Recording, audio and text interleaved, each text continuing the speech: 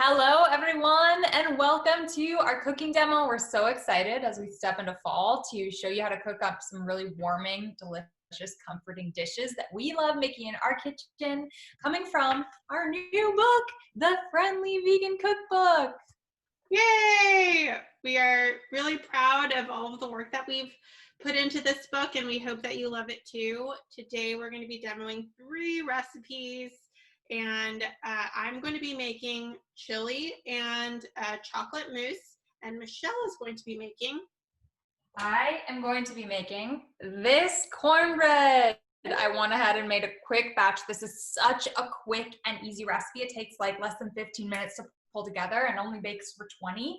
So that is what I'm going to be showing you how to make today, and it goes so well with the chili, and we're going to talk a little bit about how you can actually make these together as one big bake. Hey, I'm going to start off first. Is there anything you'd like to add, Michelle, before I jump in? To tell you a little bit more about our book, it drops October 27th. We're so excited, and we have some specials for you guys who are tuning into this cooking demo. If you pre-order the book, we have some special things for you, so stay tuned, and we'll tell you all about that in a little bit, but let's just jump right into the recipe. Okay, I'm making chili, and what makes this one a little bit special is that we add textured vegetable protein, and if you're new to it, it's a very inexpensive plant-based protein that you usually find in, I usually find mine in the bulk section, and I grew up eating so much canned chili. Like, my dad was a straight-up bachelor, and I lived on canned chili, and what I liked about it is that it's reminiscent of the small meat crumbles that I'm so familiar with. And so if you like meat texture, a meaty texture in your chili, this is perfect for you. So I'm going to start with putting in 2 tablespoons. I'm going to put the camera down so you'll not see me for a sec. But I'm going to start with 2 tablespoons of oil. If you don't use oil, I would say you can use about a 1/4 cup of vegetable broth or water, but Michelle and I have tried all of the different ways, and we think it's best with the oil if you eat oil. And I'm going to warm it up for just a sec. I'm warming it up on high right now, but usually it would be at a medium heat, and I'm going to lower it once it heats quickly. And I am going to start with a diced small yellow onion, kind of tiny, and half of a bell pepper. I grew my bell peppers, and my bell peppers are pretty small, so I used the whole one, and I diced it to look like that. And it looks like it's warming up now.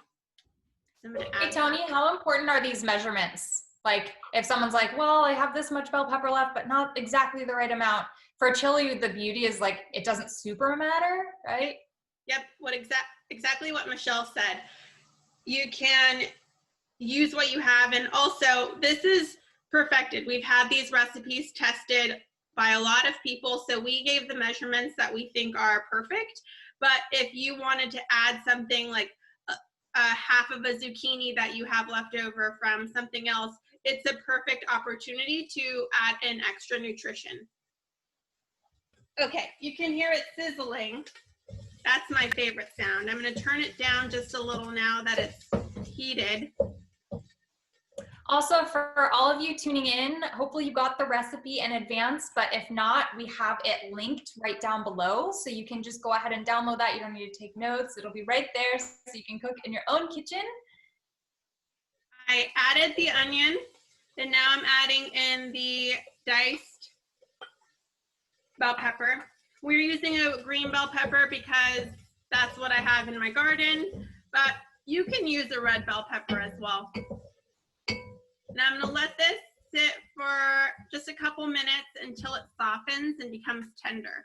I like to say when the onions become translucent. Tony, can you talk about the size of the pan and the type of the pan that you like to use when you're making chili? I'm using a big pot. I only have one big pot, so I always use the same one. And I have this is a very fancy all-clad pot that I got from my wedding, but you can really use any soup stock pot that would fit. I've had the experience before where I'm like, I'm gonna dump in all these extra ingredients that I have in my fridge and I know they're gonna go great in a chili and I just wanna use them up, and then I get to the point where like it's gonna overflow the pot. So better to risk going too big than too small. Get the biggest pot in your kitchen and you can use that for your chili. Yes, I think mine might be a 6-quart pot. Cool. I have a smaller pot that's a 3-quart. That would be too small for what we're doing today. Okay, so it's not quite done, but for the sake of time, I'm gonna start adding in the few other ingredients that go in on the stage. We're using 4 cloves of garlic, and I'm gonna use my nifty garlic press. This helps save a lot of time. And if you ever have a day off and you're doing your meal prep, I would recommend getting a few heads of garlic and peeling them so that throughout the work week, you're not really spending that extra unnecessary time doing things like peeling garlic. And then I just toss this in here and whoosh it like that. And then I would use a fork if I had one, but I'm gonna use my finger. I get all of the garlic gunk out of there because I want to use that most delicious, potent garlic. I'm gonna use all of it up. Before I knew that that was okay, I would throw it away. Can you believe that, Michelle? No, never throw it away. Also, quick tip, if anyone is pre-peeling their garlic, you just want to store that in the fridge in an airtight container and it'll actually last at least several days. Tony, how long does that usually last in your fridge? I use mine for about a week to 10 days. Okay, next is the spice section. We're gonna add in a tablespoon of cumin. That's my favorite spice. If you've made my recipes, you know how much I love cumin. And then we're doing 2 teaspoons of chili powder. I'll show you what that's chili powder. And my cumin is right here. And half of a teaspoon of oregano. I want to show you something really cool about oregano. I'm going to dump these in right now. But I'm going to show you something really cool about oregano. I bought an oregano plant for about $4 last year, and now it grows big, and I cut it back and I dry it and I make my own oregano. And so forever, my $4 investment saves me a lot of money because I just dry it and in the sun and then crush it into my oregano jar. And you can pulse it up really good or do what I did, which is a little bit bigger chunks. It depends on your personal preference. So I'm mixing it up now. I noticed I forgot to add in my cayenne pepper. This is 1/4 cup cayenne, I'm sorry, 1/4 teaspoon cayenne pepper for a little spice. If you don't do spice, you can skip this step because it will bring a little bit of heat into your dish. And I noticed that it's looking pretty cooked. You can see what it looks like. Can you see that, Michelle? You can't really see. Can you just describe it? Like the onions get a little soft, translucent, caramelized. What should people be looking for? Mm-hmm. Your spices are a little bit darker, and your bell peppers are not, they're no longer bright or green. They're more of a darker green. And your vegetables in general look very soft, and your onions are now translucent. So when that happens, you can then start adding in your tomatoes. I'm using one 14.5 ounce can of tomatoes, and I'm just using a store brand. And what I like about this one is that it says no salt added. I try to look for options that are not salted so I can control that sodium. So I'm adding in that, mix it up a bit. And then I'm going to add in my beans. I'm going to use 2 cans of beans. I, again, use the store brand. These are just Walmart and Winco. But you'll see that I have like every kind of store possible. Rayleigh's and Sprouts. They are the cheapest to buy from the store brand. But if you also make your own beans from scratch, that'll work too. You just use 1.5 cups per can. So if I'm saying 1.5, if I'm saying 15-ounce can of kidney beans, you can use 1.5 cups of kidney beans that you made at home. Hey, Tony, do you have to rinse those before you add them to the chili? Or do you like the juices in there? I drained and I rinsed them, but I added the tomatoes in their juices. So the tomatoes are in their juices. The beans have been rinsed. And I'm also going to add some garbanzo beans. Again, this is low sodium. They didn't have no salt. Add those in. And I love this recipe because really it's so simple. It's a lot of different cans. On a busy night, it's low effort. And I'm adding corn kernels.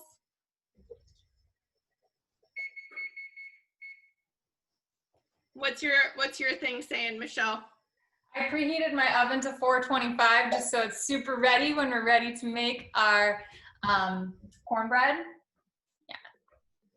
Okay. And one of the things that Tony and I talk a lot about is you got to think about whether you have more time or you have more money. So if you're living on a really tight budget, you can do things like cook your beans from scratch, grow oregano, but you also need to have time to do those things. So if you are really tight on time, sometimes it's worth spending a few more cents or buying your oregano ready in a spice jar.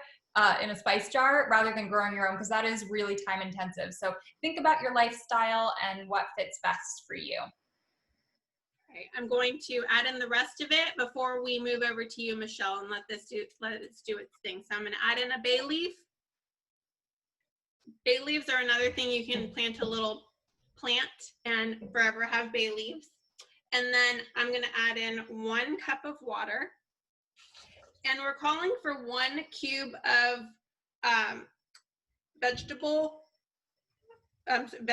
bouillon, but I'm going to use this better than bouillon and follow its directions on the back to replace 1 bouillon cube. Add that in there. That's my favorite. I love better than bouillon. It works exactly the same as a cube. You just use a teaspoon per cup of liquid, I think, right? And it seems more expensive because it's $6 for a jar, but it's 36 servings per jar. So really you're saving money. And then the last thing I'm going to add in here is some tomato paste. It's a 6-ounce can of tomato paste. I'm going to add the whole can in so it can thicken up our chili. And mix everything up and let it sit for 1 hour. So I'll show you it. Let me mix it up really quickly. And then I'll show you its consistency.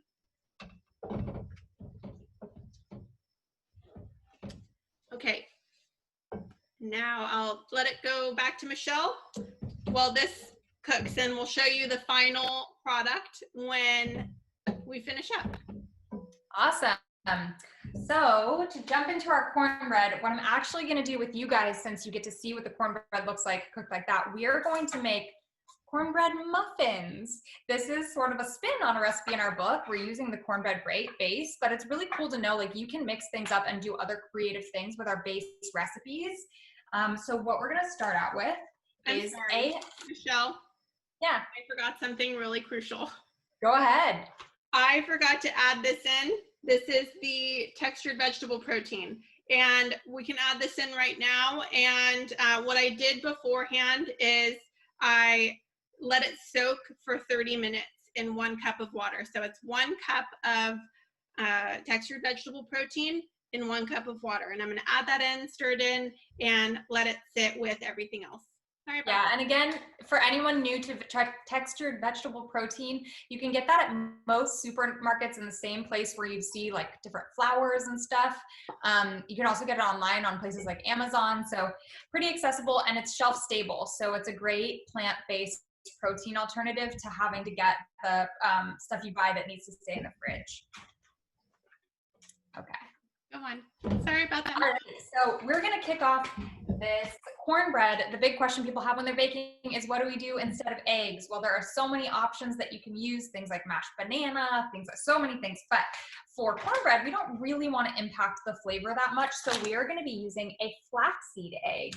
This is ground flaxseed, something I always have in my kitchen, not only for baking, although I pretty much always use flaxseed eggs for anything that I'm baking, but it's also really healthful and nutritious. It's got omega-3s.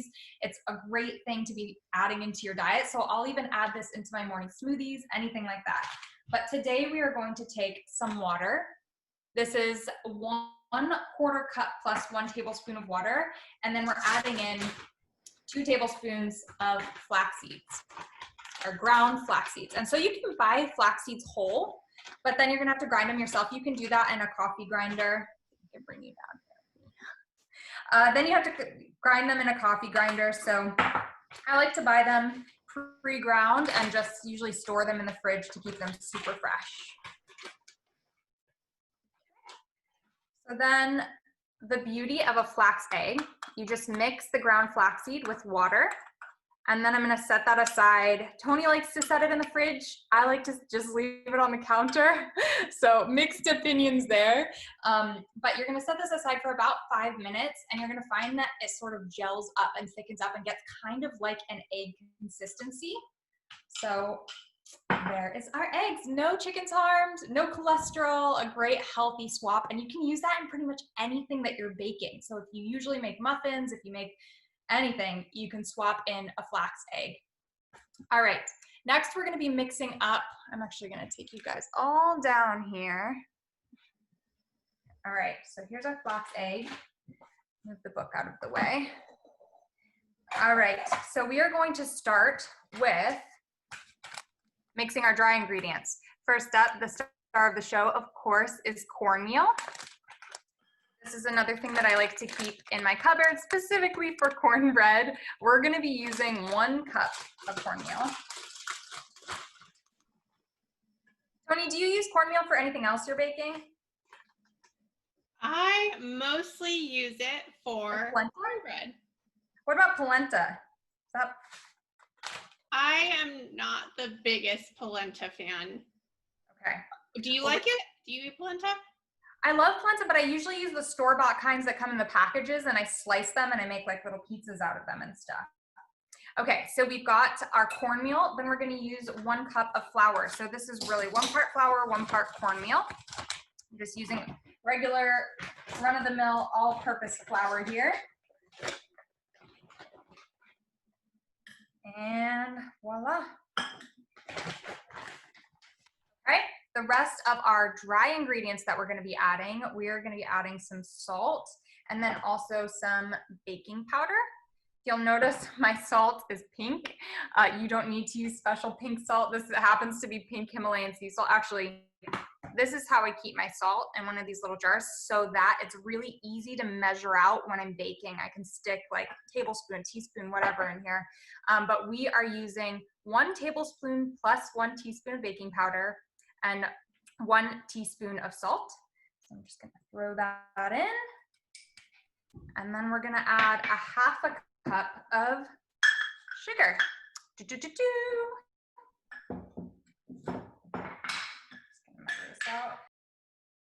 That's all the dry ingredients. So we're just gonna go ahead and mix these up. And what I love about this recipe is it's all made in 1 bowl and then your flaxseed egg. So there's no need to have your a ton of dishes to do after you make this. So right into this bowl, once it's nicely mixed, you could use a whisk, but you really don't have to. We're gonna just dump in our wet ingredients. So what we're adding to this is some soy milk. You can really use any type of plant-based milk. We just want it to be unsweetened and unflavored. So make sure there's no vanilla flavor or sugar in there. What I love about this brand, this is West Soy, is the ingredients are just soybeans and water. It's as simple as it gets. So we're gonna go ahead and add in 1 cup of soy milk. Where do you get your soy milk, Michelle? Anywhere. I get this, I think they have it at Safeway, at Whole Foods. They even have Trader Joe's has the same one, but it's branded as Trader Joe's milk. So Yeah, they have that in a lot of places. You can also probably get it online. Okay, then we're going to add a 1/4 cup of canola oil. And then that's it. So it's really as simple as that. We're gonna mix this up. And then to bake this, what's cool about this recipe, you can do a lot of different things. I'm gonna bring you guys back up since I'm just really mixing that. So when it comes to baking, you can make a big casserole dish. So if you make your chili either ahead of time or you're making it on the same day, you can make a big baking dish, put the chili on the bottom, and then this on top, layered on top, and then you're gonna bake it, and you get this like double layered chili topped with cornbread on top. It's really cool, a great like party gathering dish. But you can also make it on the side like I did here. You can just use an 8-inch cake pan or a 9-inch pie dish. Something like that will work perfectly.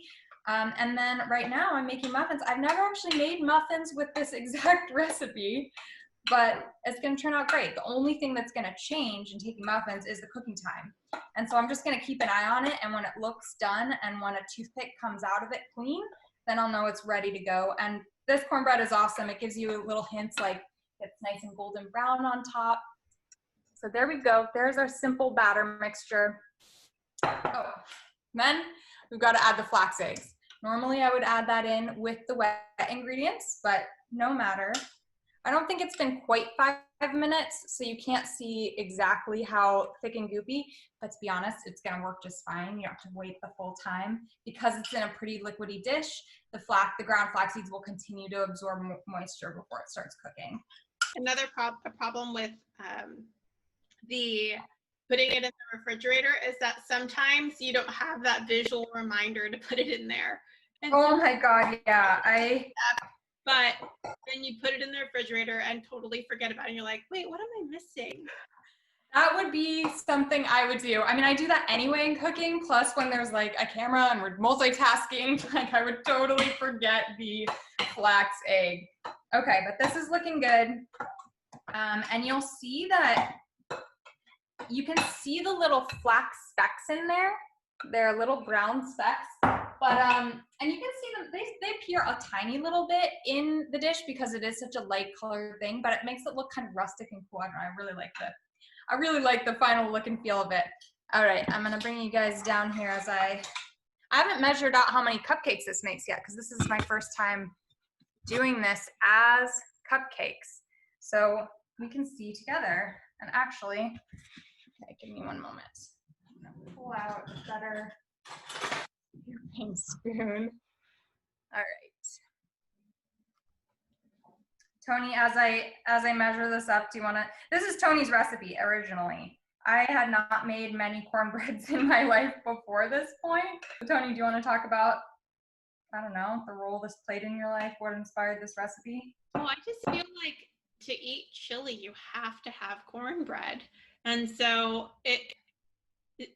okay, so I'll talk specifically about the cornbread. You mentioned the cornbread chili casserole. We actually have that in our book to give you some more clarification. But I remember the first time I saw such a thing. I'm really into casseroles. It's one dish, you layer everything in, and it's a perfect fall, winter food. And the first time I saw it done together, I was like, oh my gosh, that is perfect. I cannot believe I've never done that. And since then, I've been making it on a regular basis. It really is something to impress your guests. And what we do is, you'll see how I garnish a little bit of the chili, but to add some color, I'll put in a little bit of cilantro. You can put up a dollop of cashew cream. You can chop up some avocado and make it a really pretty dish. Definitely. I know the holidays are going to be weird and different this year. Well, that's okay. Weird and different this year, but if you do have family coming and staying with you, the beauty of these dishes is they're great to prep ahead and to serve like the masses. So even if you have people coming for Thanksgiving or anything like that, making a big pot of chili is going to feed so many people. And it's one of those things that whether it's plant-based or not plant-based, it is a flavorful, delicious, protein-rich, very familiar dish for people. So you don't have people really questioning what's in it. And the cornbread does freeze well. Pro tips. All right, so actually this is really beautiful. This batch perfectly makes 12 cupcake tins. And if you are wondering how far I'm filling them up, I tend to like filling cupcake tins up as high as I can get away with, because it creates that beautiful pillowy effect when you're baking them, which I love. And these are gonna rise, but they're not gonna rise a ton. So this is actually kind of perfect, I think. We will see when they come out. I love, I don't want to knock on your baking equipment, Michelle, but I love that you're using two six cup tins, because sometimes you don't have what is needed. Sometimes you only have a 6 and you can use that twice.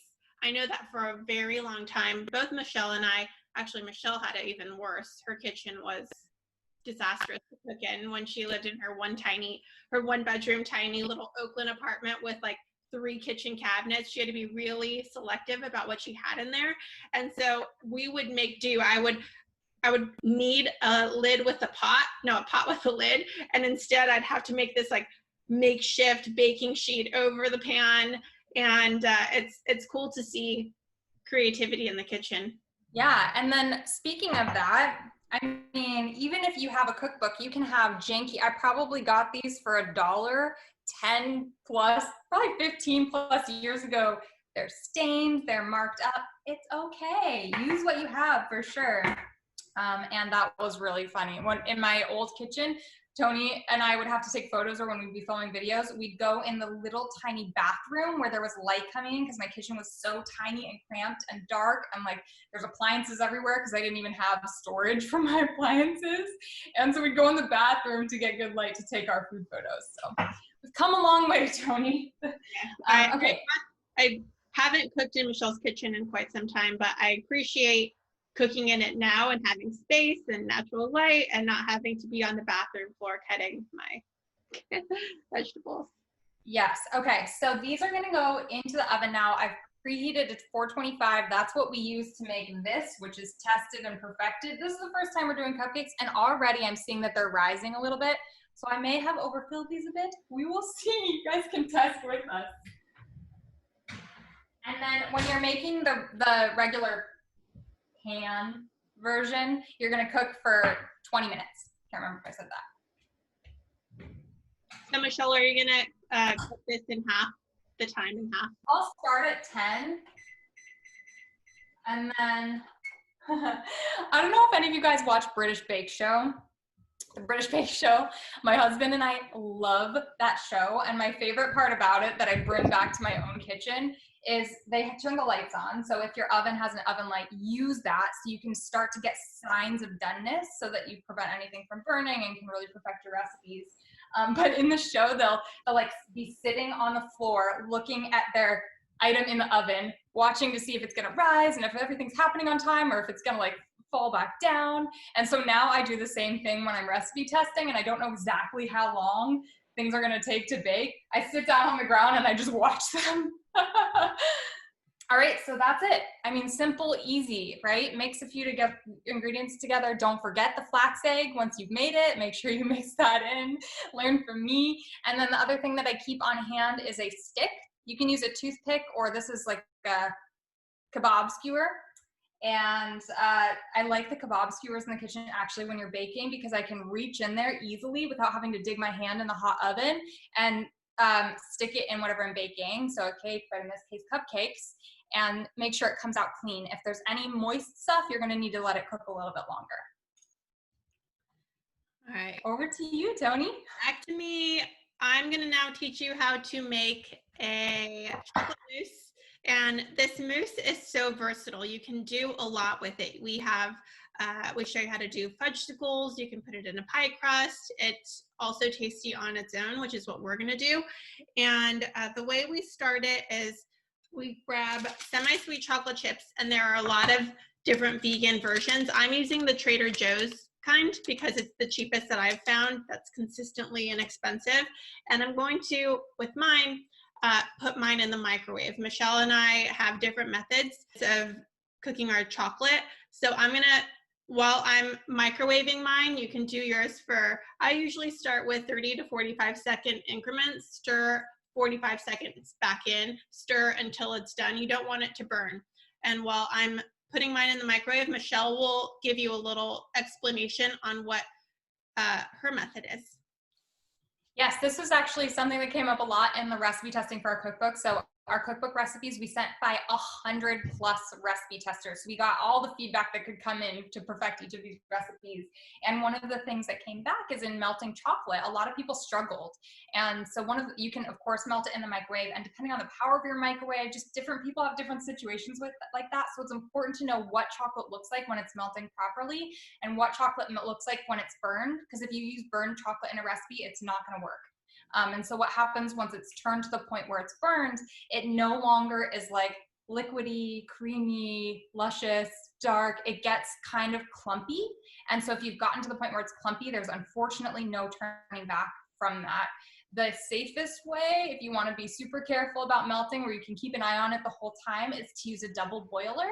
And you can use a makeshift double boiler. You can buy an official double boiler, but it's basically just putting some water in a pot and then putting a bowl inside the water and then inside the pot, and then using that, but putting the chocolate chips in the bowl. You guys can just look up double boiler too. I'm sure many of you know what it is, but just use that to melt it. And as soon as it's melty, pull it off there and use it in your recipe.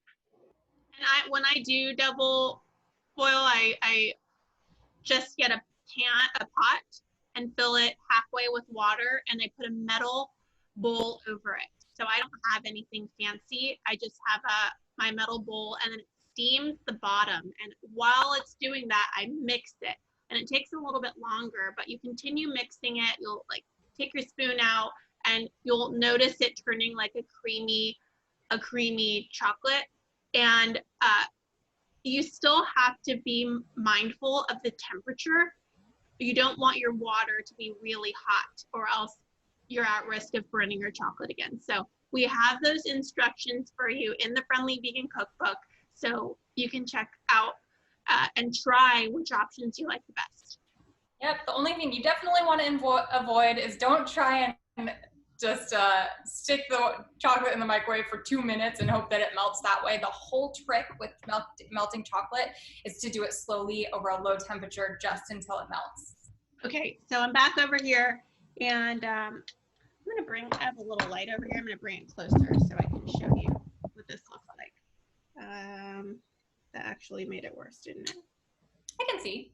Okay, I can also move you.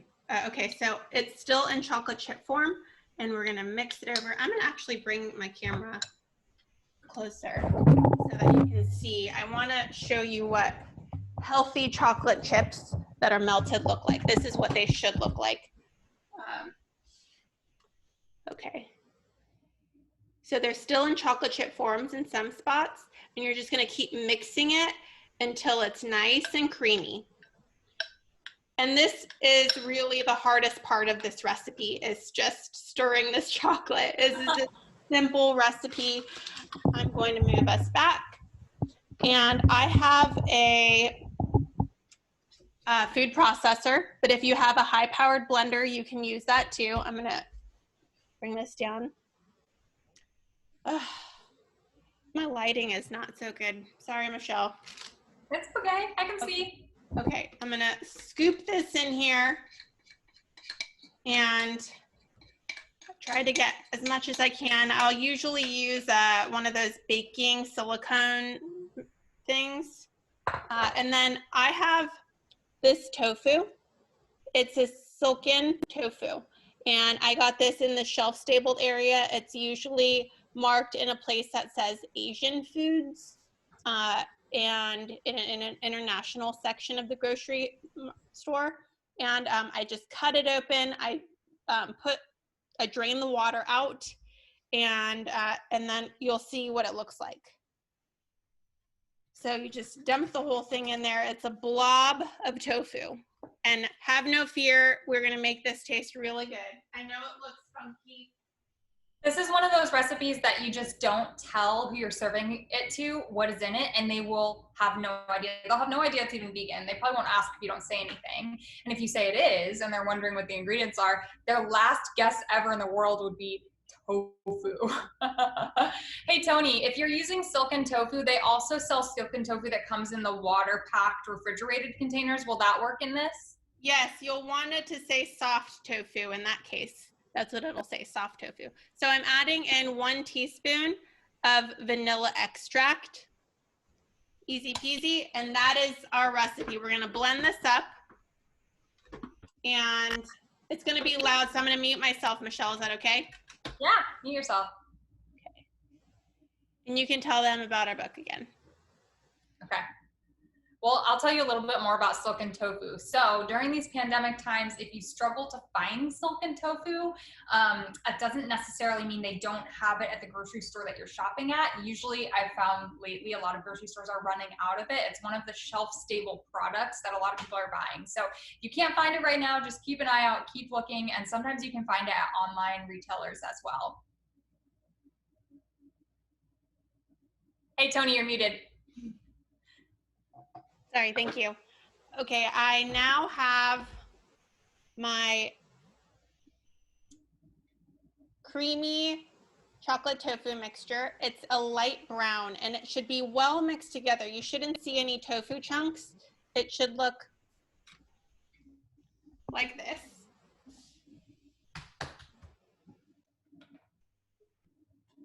Nice. Yum. And what I'm going to do is I'm going to put it in just a glass bowl right here. And we're going to refrigerate it for at least half an hour, but probably more like an hour if you can wait. And it'll firm up beautifully. It tastes good like this. And then what I do to make it pretty is I'll put a little mint and some berries, and it's a nice dish for your guests. And you can even add a little dollop of whipped cream when it's nice and firm. So again, you want to put this in the refrigerator and have it firm up a little bit before you serve it to your guests, but still it's fantastic. You can also take the same mixture and put it into popsicle molds, which you'll find in our cookbook. And this is one of my favorite easy recipes. It's so, so good. And the fudgesicles are mind-blowing. So if anyone's a fan of fudgesicles. Also, you probably heard our timer just went off. It's been 10 minutes. The muffins are looking amazing. I wonder if I can take you down here. Let's see. They're looking amazing. Oh gosh, ignore my very, very messy oven. But they're looking amazing. They're puffed up at the top, so I love that. I'm gonna leave them in there a little bit longer because I want them to get that golden brown on top before I even do my little toothpick test. But I'm so excited. I will take you back over to check on our chili in the meantime. And what is nice about chili is that it's something good to battle. I dropped my microphone. Yes, it's great to batch cook. It's great to make it ahead. You can get little containers that are single serving, and you can portion out your meal for the week, which is really great. You can also throw in, if you love different plant-based sausages or plant-based meats, you can add those in. You can also totally leave out the textured vegetable protein if that's kind of not your thing or you have a trouble finding that. So versatile. I'm back in business.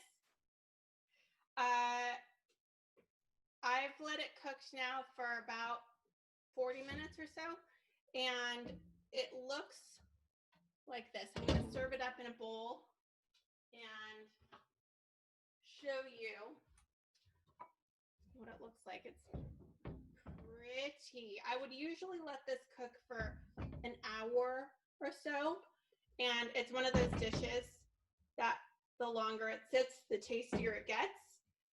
So this is what it looks like. And when you're plating it, I would put some cilantro. I would add a little bit of cashew cream. I would add a side of Michelle's cornbread And I would also slice up some avocado and fan that out, or put some little avocado chunks over here. And everything's better with avocado. That looks so good, Tony. I want to be in your kitchen right now. The other really nice thing that Tony talks about a lot is the power of cooking with friends. Hold on, I'm going to put this on for 2 more minutes. But a lot of how Tony learned to cook was getting together with friends. And so you don't all have to make all of the things. If a bunch of people are getting together, someone can bring the cornbread, someone can make the chili, someone else can make the dessert. But even if you're all together in one kitchen, you can divide the responsibilities and it feels not daunting at all. In fact, it feels so easy, and then you have this whole meal.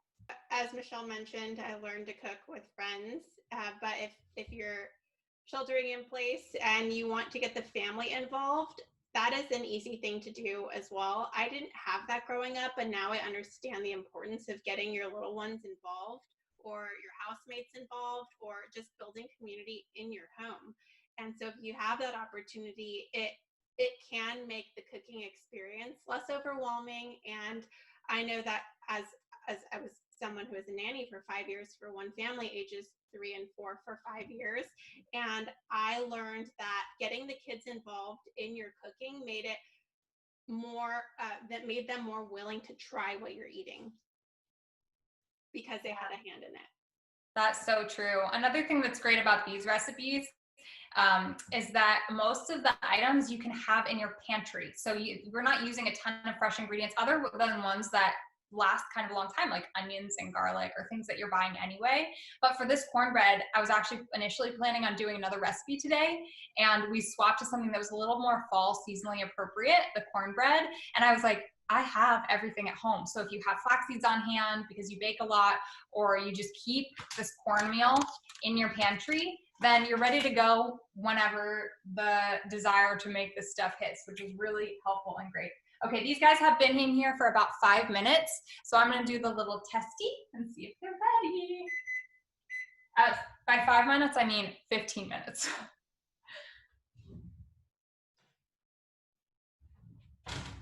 All right, this came out clean. You wanna make sure you stick it in the middle. So if you're making cupcakes or muffins, stick it in the middle of the muffin. If you're making a big dish, make sure you're sticking it in the middle, because no one wants ooey gooey cornmeal mixture.